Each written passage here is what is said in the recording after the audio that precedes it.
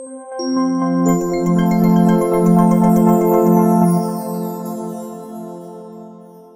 good morning, everyone. My name is Dr. Shira Hirsch, and I am so excited, really, I am so excited to be here to open our joint conference about gifted education research. Oh, thank you. First, I want to welcome Professor Kamilah Benbow and Professor Ellen Goldring from Peabody College at Vanderbilt University. It is a huge privilege to have Professor Benbow as a keynote speaker at this conference. Thank you. I also want to thank the Maimonides Fund and the academic board of the conference, Dr. Janet Aviad, Dr. Rachel Zorman, Dr. Erez Paitan, Dr. Dekel Shai-Shchori, Dr. Dikla Efron, Dr. Shirley Mijensky, and Plina Zeltzer. Thank you. I would like to share with you our research journey establishing the Knowledge and Research Center of the Future Scientists Center. Over almost a year ago, we recognized that there was a gap in the field of gifted education research here in Israel. Since we believe that gifted students deserve all the support and educational opportunities, we began looking at what was going on in Israel to advance knowledge in this important area. We found that while there was some research, there was distinct lack of central hub that encouraged collaboration, knowledge sharing, and innovation. We believe that researchers, educators, policymakers, and parents should work together to explore the challenge and potential of gifted education. So we set up Methoda, the Knowledge Center of the Future Scientists Center. In addition to this conference, we launched a website and began publishing abstracts of international papers to provide an accessible platform for sharing research outcomes and recommendation with a wider audience. And we also launched a podcast in which Dr. Dekel Shai-Shchori and myself speak about gifted education research and interview interesting people in the field. You can find it in Spotify. The conference is a partnership of the Future Scientists Center with the Division for Gifted and Outstanding Students in the Ministry of Education. I am happy to invite Mr. Menachem Nadler, head of the division, to speak. Menachem, please. Good morning to you all, dear guests, Professor Kamilah Benbow, our friends and partners from the Future Sciences Center, and our friends from the Maimonides Foundation, principals, teachers, instructors, academic researchers, parents, colleagues. Welcome all to the Conference for Gifted Education. I'm very happy to be here to see you all. In the past day, we've escorted Professor Kamilah in several of meetings, and we were very pleased that she had the time to visit some of our programs. I hope you liked it. And it's our honor to see you here and to hear about your long-term research that you've done since the early 70s. So welcome all. I hope you will have a pleasant time and we'll learn something new together. Thank you all. Thank you, Menachem. And now I'm happy to invite Mr. Eli Fried, the Director General of the Future Scientists Center, to share some insights about the center and to introduce our keynote speaker. Eli, please. Morning, everybody, ladies and gentlemen. I'm very pleased to welcome you here this morning at the first gathering of the Maimonides Fund's Future Scientists Centre together with the Ministry of Education, the first time that we've convened a gathering on the topic of research and practice in gifted education and on the critical connection between the two. Many of you have been working intensively over the years to provide practical solutions to gifted and talented students throughout Israel, operating programs that improve their knowledge and their learning abilities, strengthen their desire to succeed, enhance their skill sets, and broaden and deepen their social circles.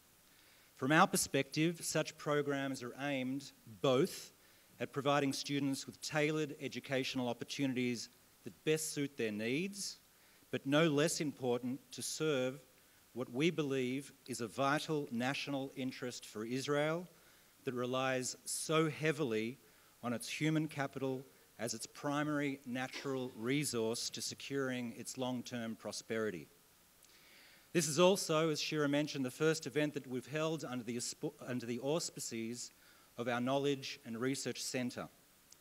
Similar to the way in which the Future Scientists Centre has raised the tide over the past 9 years in providing gifted programming for students throughout Israel, we're now pleased to be taking an additional step towards promoting a culture of best practice.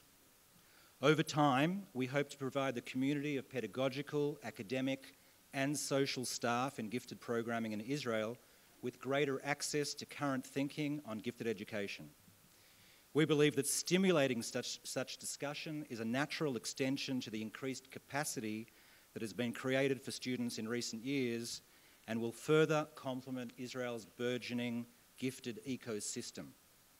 With that in mind, there's no better way to commence our first meeting than with an address from Professor Camilia Benbow, who has been at the forefront of research in the field of giftedness for decades. Dean Benbow's scholarly work focuses on gifted children and developing intellectual talent in science, technology, engineering, and mathematics. Together with David Lubinsky, she co-directs the proclaimed study of mathematically precocious youth, which over the past 50 years has followed the advancement and progress of more than 5,000 exceptionally gifted individuals, including educational interventions that many of them experienced at a young age. The SMPY began at Johns Hopkins University, where Dean Benbow also began her academic career in 1981 as an associate research scientist.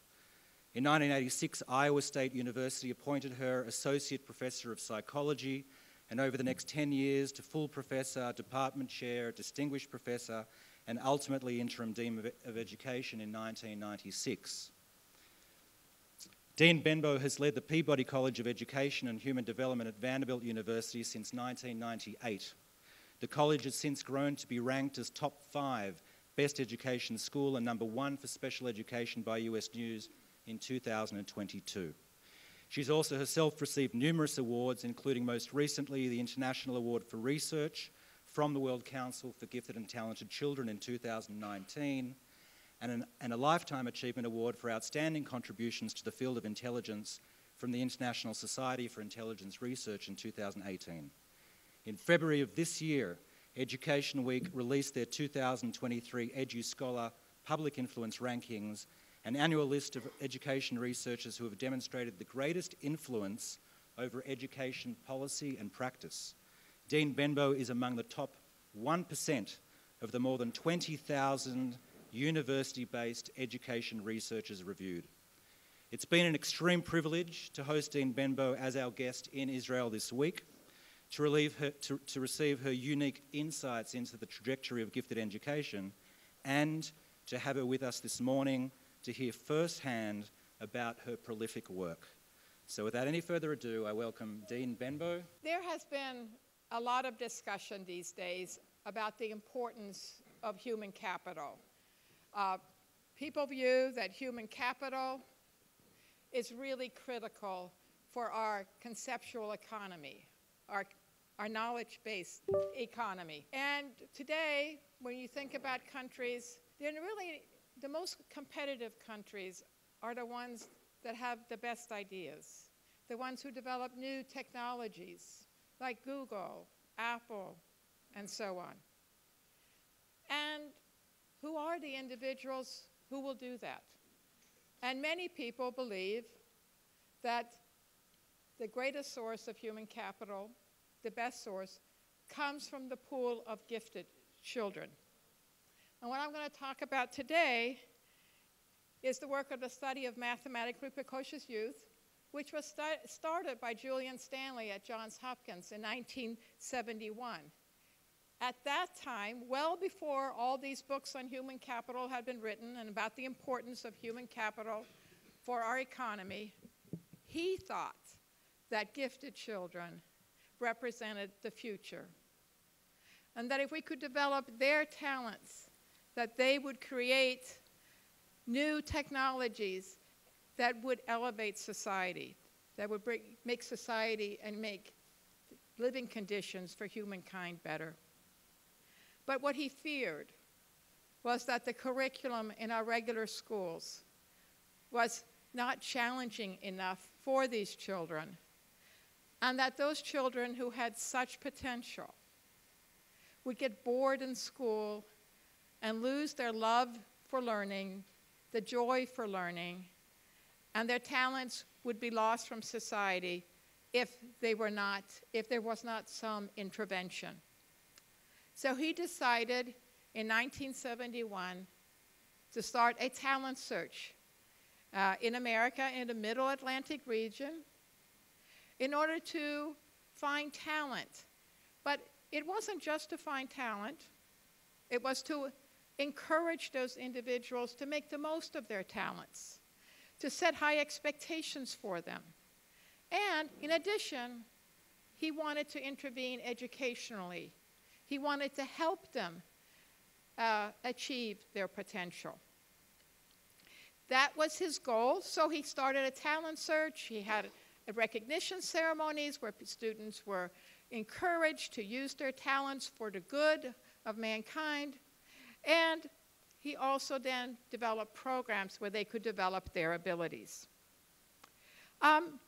Where I came in was to do the research. While I did participate in these programs in terms of running them, my job was to do the research, to see were the assumptions that Julian Stanley had about gifted children and being a prime source of human capital, was that assumption correct? And if we intervened, would we make a difference? And finally, who among them, who among all these talented students that he identified would go on and become the leaders? Who would make the big contributions? So what I'm going to talk about today is, are gifted children the source of future human capital? Who among them go on to achieve at exceptional levels and do educational interventions, boost their achievement? So let me talk about how we identified talent first. What we did was invite children who were 12, 13 years old to take a very difficult test. These were 7th and 8th graders in the United States. We already knew from the testing that schools did on their own that they were all in the top 3%. But in the top 3%, you can't differentiate who is extremely able from who's very able. The test is just not difficult enough. It doesn't have enough items at the top to differentiate. And you can't say that a 99th percentile child is better than a 97th percentile child. The test cannot discriminate at that level. So what he decided to do was to give those students a test designed for 11th and 12th graders, the SAT. And so this was a test, what we call above-level testing, so a test designed for many older students. He didn't know how it was going to work, but what we found over time, and now several million children have taken these tests, so this is representative of several million children. Basically, if you give the top 3% this difficult test, you have scores from chance to all the way to the top score possible. And you can differentiate the able from the extremely able. So that is how we identified our kids. And in our follow-ups, we decided to structure a longitudinal study, a 50-year longitudinal study, to follow up some of the kids in our talent search. And let me describe the design of the study. As you can see, there are 5 cohorts in the study. Let's not worry about cohort 4. It's sort of not been used as much. But the first 3 cohorts, if you look at them, were identified all by using the SAT. The kids who were in these cohorts all had high scores on the SAT. And the first cohort was identified in the early 1970s, and they represent the top 1% in ability. The second cohort in our study was identified in the late 1970s, and overall they represent the top 0.5% in ability. Cohort 3 was identified in the early 1980s, and they represent the top 1 in 10,000 in ability. So what you can see is that each successive cohort was selectively much more able over time. We have followed all of those students up throughout their adult lives. We have data on them at ages 12, 13, 18, 23, 35, 50, and we're waiting for them to turn 65, and they will get another survey from us at that point in time. So that is the study we've been looking at. And what you can see is, because we have 3 cohorts, we can replicate our findings so that we can really be sure that our findings are robust and stable. But also, you can ask questions like, what difference does it make being gifted in 1970 versus 1980 because of the difference in the context?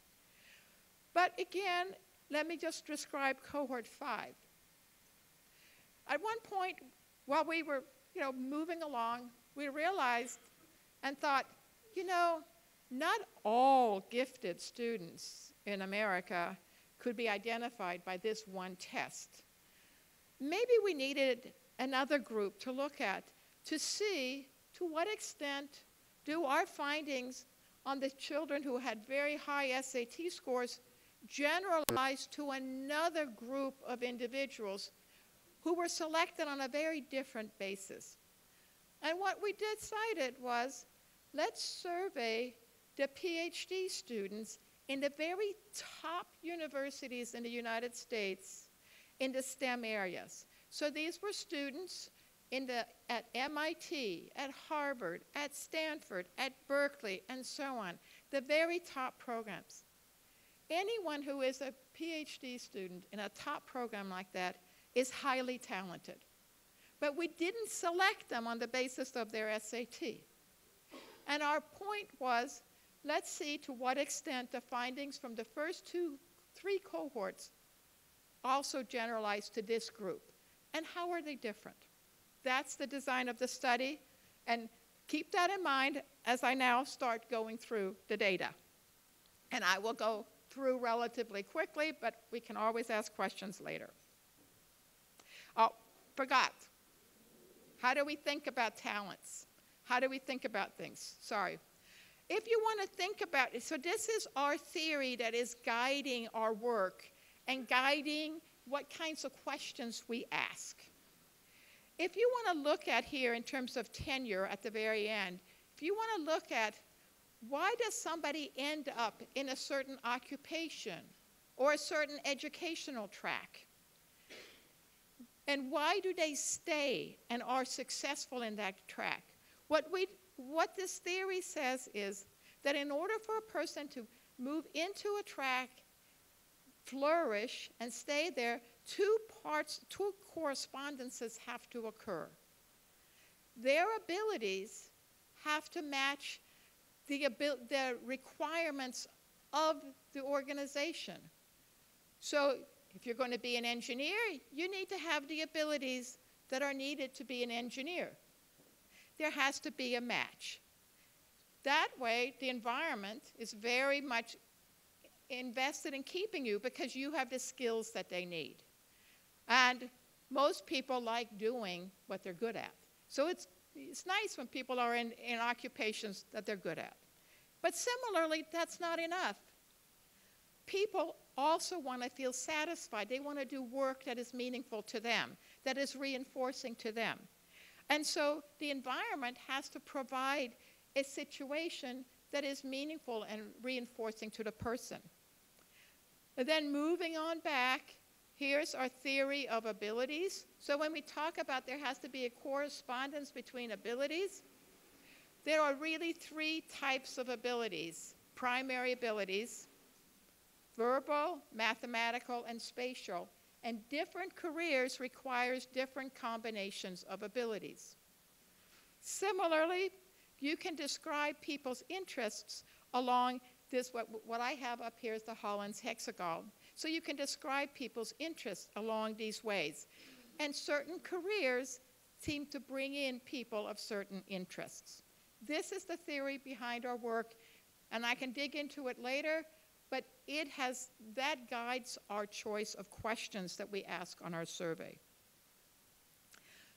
So the first question to be asked, all right, the children that we identified as 12 or 13 as having high scores on the SAT, do they, in the end, are they the ones who produce technological innovations, scientific publications, patents?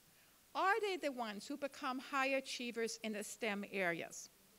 Here's a chart that we copied from an article in Nature that described our work.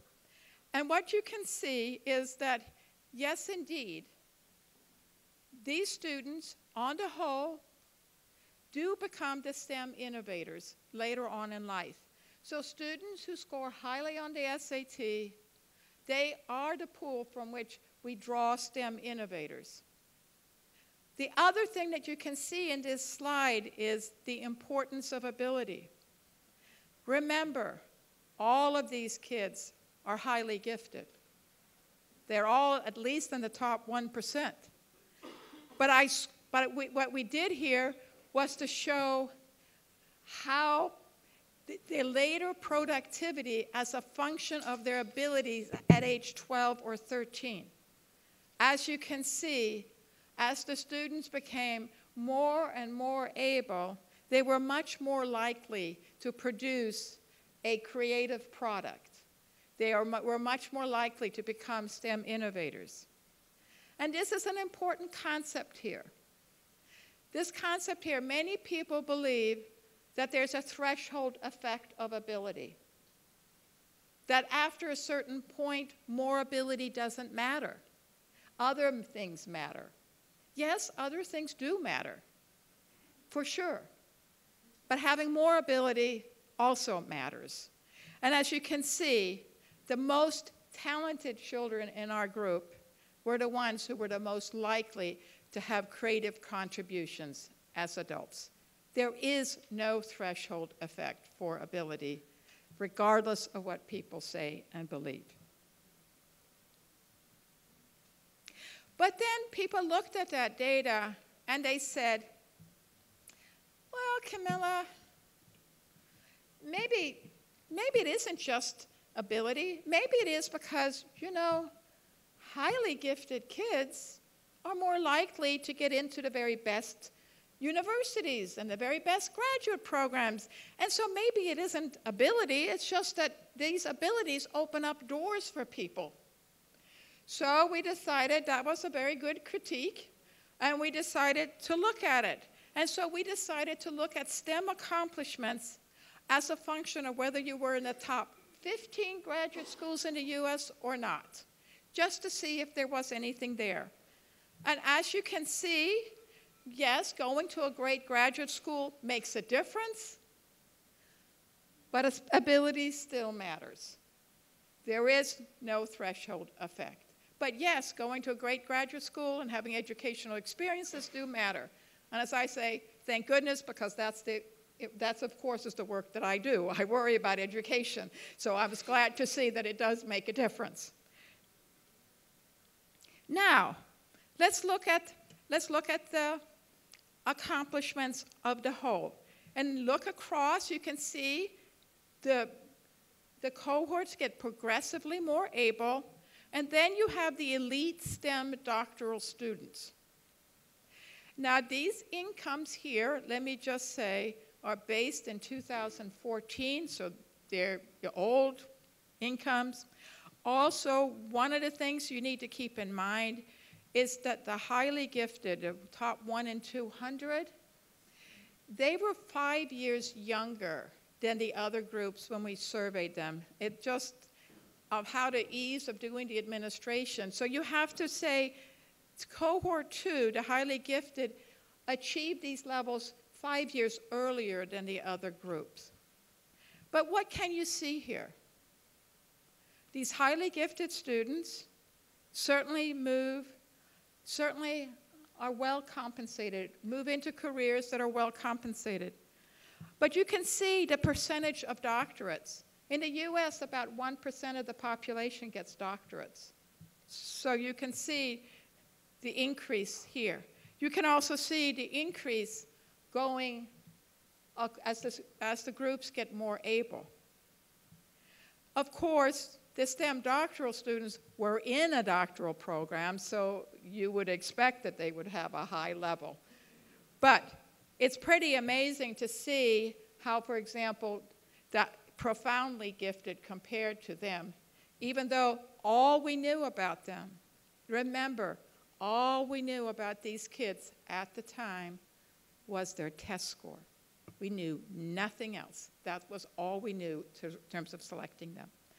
Here we go, medium income, and as you can see, there are some gender differences, so let's look at the full-time work, and you can see the incomes there. But again, look at the accomplishments over time. What about the high-impact occupations that they have? Here are the occupations that they had at age 50. I found that the comparisons in the STEM areas between the elite doctoral students and the profoundly gifted are startling. Because when you select the students at age 23 or 24 who are the top graduate students, you know so much more about them. You get into the top graduate programs because you have conducted research in the STEM areas, because you went to a great university. Why did you get into a great university? Because you did wonderful things in high school. And what we found with the STEM doctoral students, when we looked back retrospectively, they started developing their talents in 5th grade. They knew that they wanted to become scientists in 5th grade, and they started enrolling in special programs and doing special things at that age. That's when they started separating from the rest. So they have been developing their talents for, by the time we identify them, for a dozen years. So we knew a lot about them and their accomplishments. And yet, we could identify with a simple test, a 2.5-hour test, individuals who perform almost at the same level. I find that astounding. But here you can see, and the criteria we used, we went to our law school and got information from our law school colleagues to see how do we select and so on. So these were informed criteria in that way. Here, creative accomplishments. Again, look across and to see what their accomplishments were over time. Again, as the group gets successively more able, their accomplishments become more startling. Now I'm going to stop here because up to this point, what I can say is test scores the kids who take the SAT and score highly is the pool from which STEM innovators and other kinds of creative producers come from. Because we also have people who write novels and do things in the humanities and in those areas. We don't just work with the STEM areas. But now, let's start looking at who are the ones who become those STEM innovators. Here, what we looked at and what we tried to look at here is to show the differences in the ability profiles of the individuals. In a way, your abilities, your overall abilities, kind of says how far you can go, but your strengths within yourself, whether you're stronger in math than in verbal or stronger in verbal than in math, kind of determines where you're going to put your efforts, where you're going to work. And as you look here, the PhDs in the STEM and in the humanities, you can see that overall, there's no difference in ability between the two groups. But the STEM people are high in math, and those in the humanities were high in the verbal areas. They hardly overlap. Those were for the PhDs. Let's look at faculty positions, professors in the top 50 universities. Similarly, not much difference in overall ability, but you can see that the ability pattern is different, where they choose to deploy their abilities. What about patents and literary accomplishments? Again, those who wrote the novels, and some of those you probably have read, who wrote those novels were high in verbal, and those who became the STEM innovators were high in math. So that's an important concept. High ability kind of tells you how far you can go, but your ability pattern within yourself tells you where you're going to focus among the gifted. Similarly, what we decided to do, and this is a very messy thing, and I'm going to quickly go through it, but we decided to replicate our findings from students from another talent search.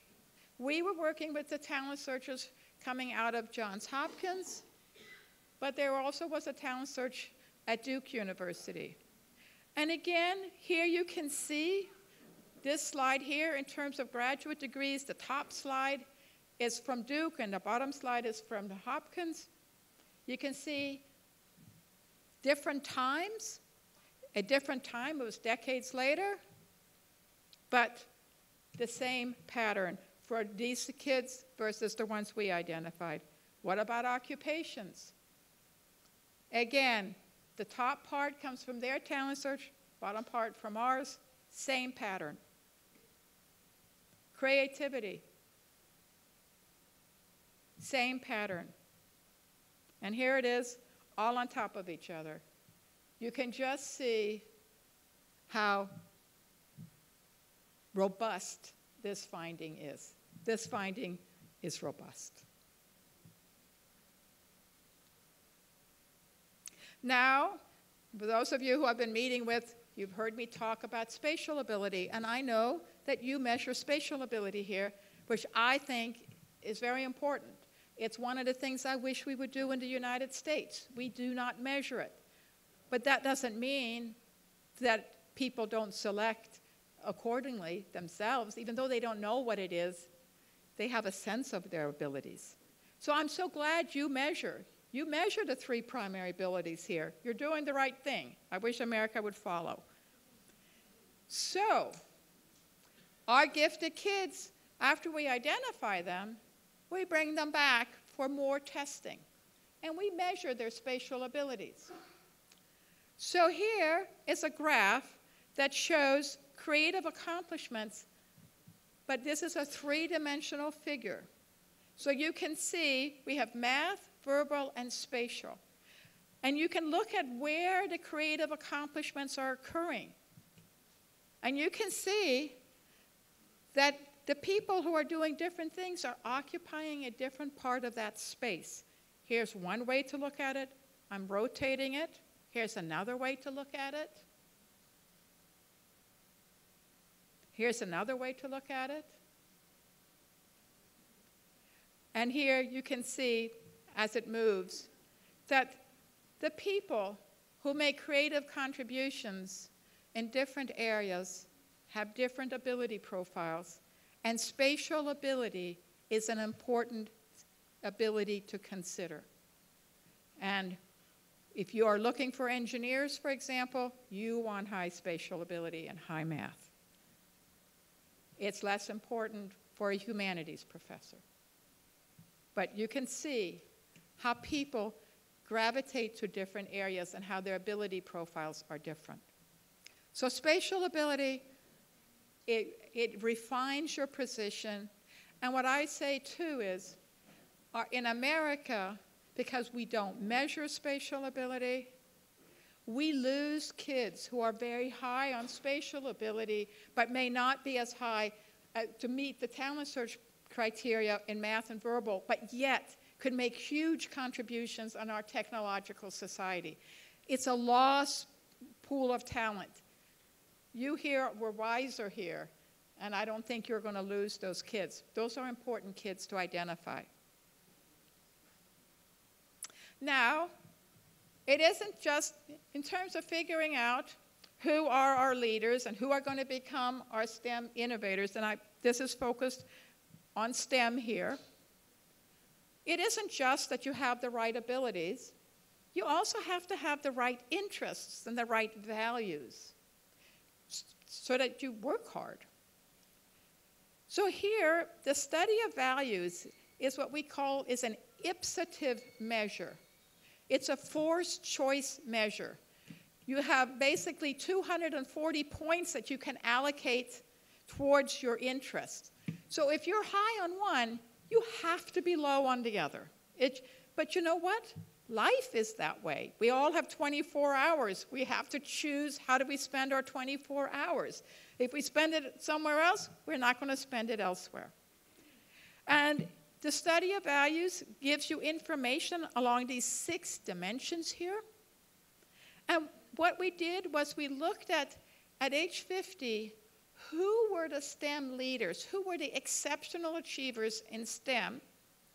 We did it separately for males and females. And here what you can see, what I bolded out, and these are scores from age 13, not later in life, so this is predictive. Those children who had high theoretical scores were more likely to become the STEM innovators by age 50 and be and be engaged in creative production. Another way to look at this is to look at the Holland themes. For those of you, many of you know about the Holland inventory. We also got information there. That is not an ipsative measure. You can be high on several. And here what we saw was that the individuals who became the creative producers were high on investigative interest and also on artistic. There's been lots of research going on that generally creative individuals tend to be high on what we call I and A, aesthetics or artistic. And my daughter sometimes laughs because my husband and I, when we meet people, we say, gee, that's a high M, but also a high I or a high R. We kind of, when we meet people, we kind of classify them, even though we don't have it, by our interactions. And my daughter always laughs when people, people sometimes look, and I say, oh, they're just talking their code. But anyway, so you can see here, again, coming from age 13, that these add in the prediction. We also looked at the adjective checklist, which is a personality inventory at age 13, to see are there factors that separate out, again, those who became the leaders and those who not. And the ones that are bolded, you can see, were the ones that had differentiated them. You can see where there were some differences. They have different profiles. That's for the men, and here's for the women. But you know what? It isn't just important to have the right ability pattern and structure and have the high abilities and have the right interests and values. You know what? Those people who achieve much in the end, it's just simply about hard work. It's the willingness to work hard to develop your abilities, to work hard later on in your field, your occupation. And one of the biggest findings from our study that separates who is a high achiever from an exceptional high achiever is just the amount of willingness to work. And that those who become exceptional achievers simply work harder and longer. And you can see the data here. And I'll come back to this. This is the data at age 25. This is the data at age 35. You can just see it stays with them. They were not only working hard in graduate school, but also later on. Now you might say, oh, well, if they're working so hard and they're so focused on achievement, what about their personal life? We also collect data on their personal lives. And here you can see about relationships and marriage. This is just a slide on marriage.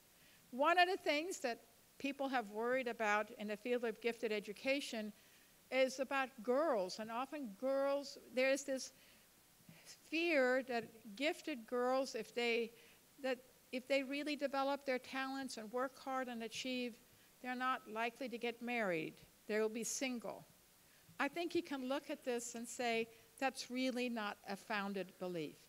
There's a little bit in there, but nothing to write home about.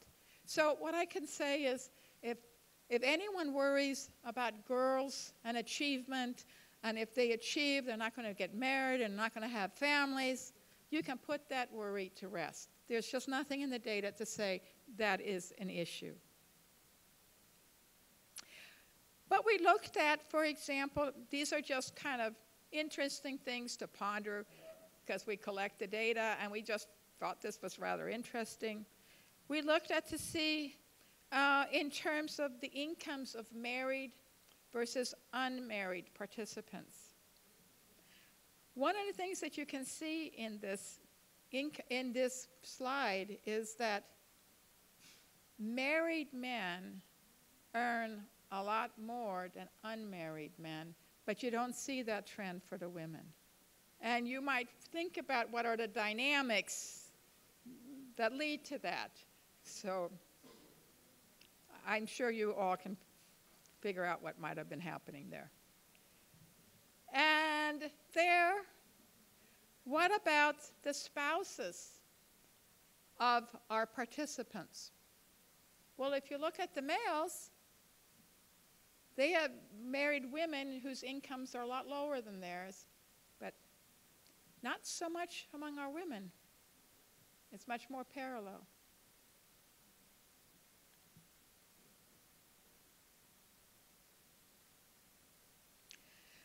So we think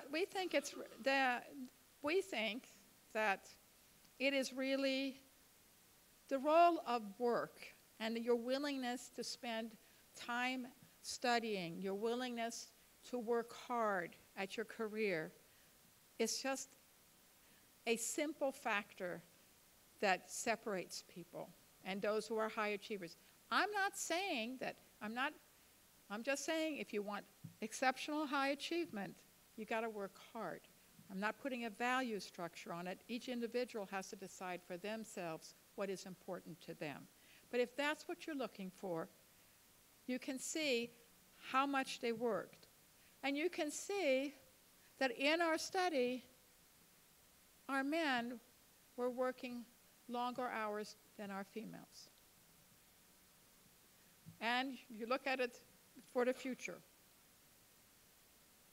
It's the opposite for families.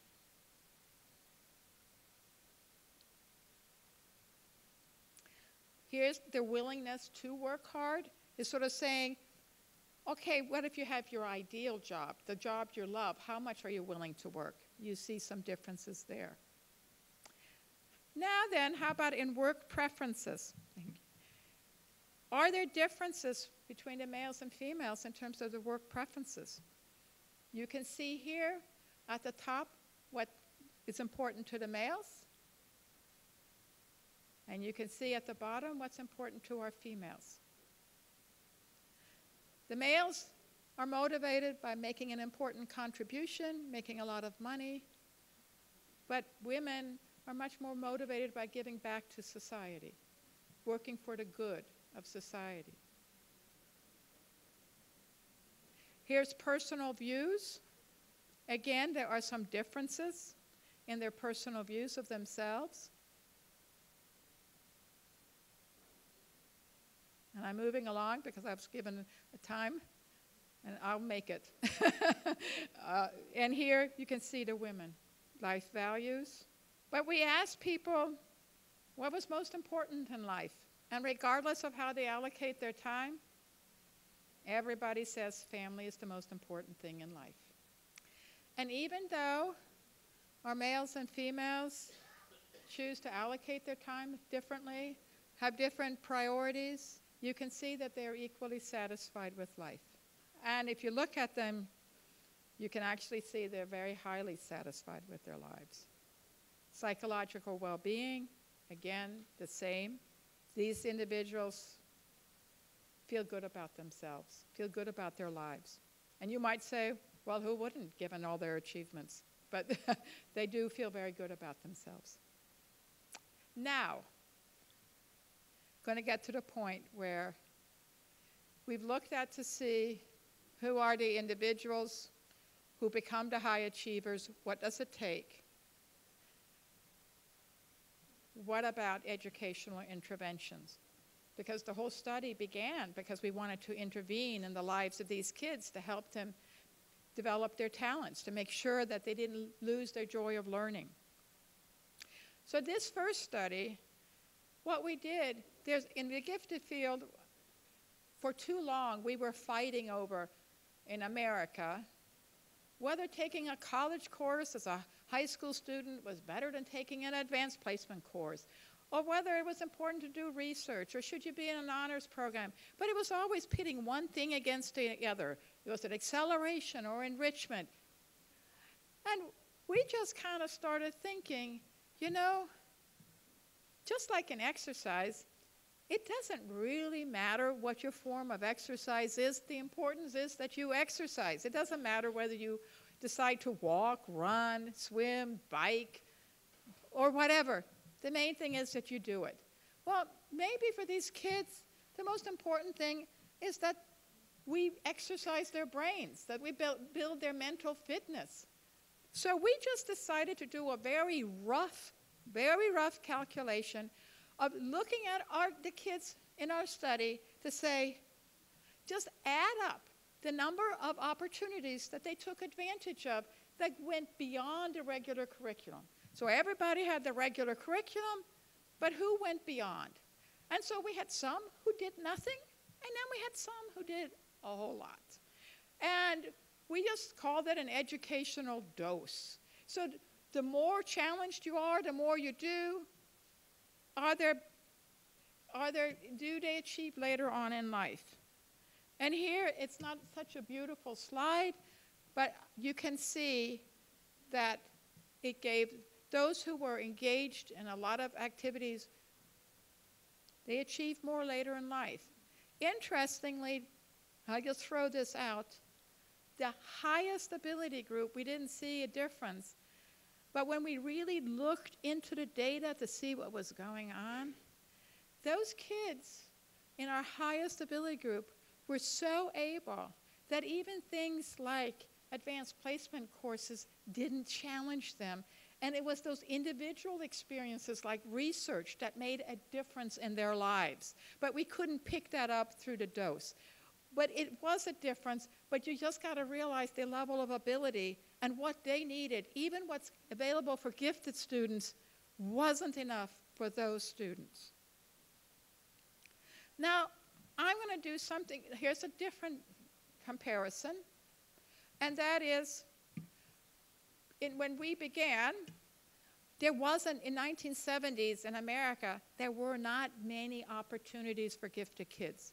And Julian Stanley decided, having looked at the literature, that the best thing to do was to skip kids, move them up, have them enter college while they were young, skip grades and do things. And so what was the impact of that, of having kids accelerate their education? So what we did was that we took our kids who were accelerated, and then we compared them to kids who were not. But then through propensity score matching, we matched them on all these abilities to make them as close as possible. So you could see the differences beforehand, but when we did the matching, you reduced the differences. Again, it's a quasi-experimental design. You know, you're limited in terms of what you can say, but what did we find? In terms of doctoral degrees, the ones who were skipped earned more degrees, and we plotted this as a function of ability, just so that ability wasn't a compound. STEM graduate degrees. Publications. Patents. Not as much there on the acceleration. Then we kind of thought, well, maybe just the reason, maybe the reason they're ahead is just because, hey, the others will catch up. So yes, they get, you know, they skip 2 grades, but the other kids will get there eventually. But as you can see, the ones who didn't never caught up. And here, even in patents, we see something here. And here it is all along. You can look at all the slides all together. And if you look at it with the total effect of acceleration on accumulated creative products, you can see that those who receive that intervention, they are just following on a different path. They're always ahead. So, in conclusion, I want to thank Julian Stanley, my mentor. I know that I would not be where I am today without him.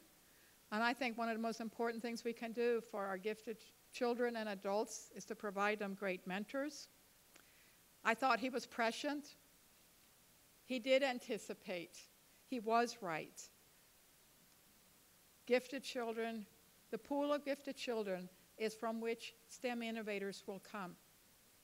If you challenge them in their education, they will achieve more. And here's a picture of Julian when he was young, when he was just starting off as a faculty member. Julian was actually, his first faculty position was at my college, Peabody College at which is now part of Vanderbilt. That's his picture when he became a faculty member at my college. And that is a picture of him when I met him in the 1970s. And so I thank him, and I know that there are millions of kids in America who have participated in talent searches, who have participated in the special programs that he developed. And I know many of them are grateful. And I think my view is that we as a society should be grateful because he has helped launch many careers and helped them be very successful. And these individuals have gone on and done things that have made society better. So thank you, Julian. Thank you.